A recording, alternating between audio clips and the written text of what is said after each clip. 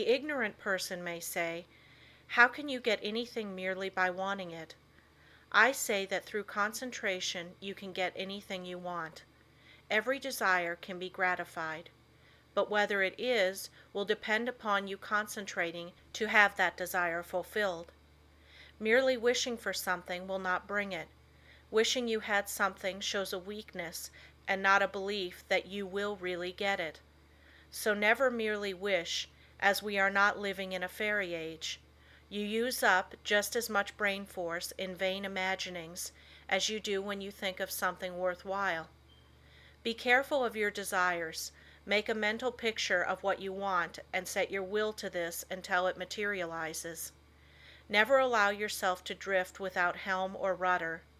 Know what you want to do and strive with all your might to do it, and you will succeed. Feel that you can accomplish anything you undertake. Many undertake to do things, but feel when they start they are going to fail, and they usually do. I will give an illustration. A man goes to a store for an article. The clerk says, "I'm sorry, we do not have it." But the man that is determined to get that thing inquires if he does not know where he can get it. Again receiving an unsatisfactory answer, the determined buyer consults the manager, and finally he finds where the article can be bought. That is the whole secret of concentrating on getting what you want. And remember, your soul is a center of all power, and you can accomplish what you will to. "I'll find a way or make one" is the spirit that wins. I know a man that is now head of a large bank. He started there as a messenger boy. His father had a button made for him with a P on it and put it on his coat. He said, "Son, that P is a reminder that someday you are to be the president of your bank. I want you to keep this thought in your mind. Every day do something that will put you nearer your goal." Each night after supper he would say, "Son, what did you do today?" In this way the thought was always kept in mind. He concentrated on becoming president of that bank, and he did. His father told him never to tell anyone what the P stood for. A good deal of fun was made of it by his associates, and they tried to find out what it stood for, but they never did until he was made president, and then he told the secret. Don't waste your mental powers in wishes. Don't dissipate your energies by trying to satisfy every whim. Concentrate on doing something really worthwhile. The man that sticks to something is not the man that fails. Power to him who power exerts. Emerson. Success today depends largely on concentrating on the interior law of force, for when you do this you awaken those thought powers or forces which when used in business ensures permanent results. Until you are able to do this, you have not reached your limit in the use of your forces.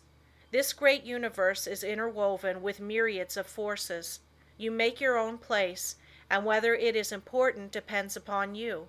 Through the indestructible and unconquerable law, you can in time accomplish all right things, and therefore do not be afraid to undertake whatever you really desire to accomplish and are willing to pay for in effort.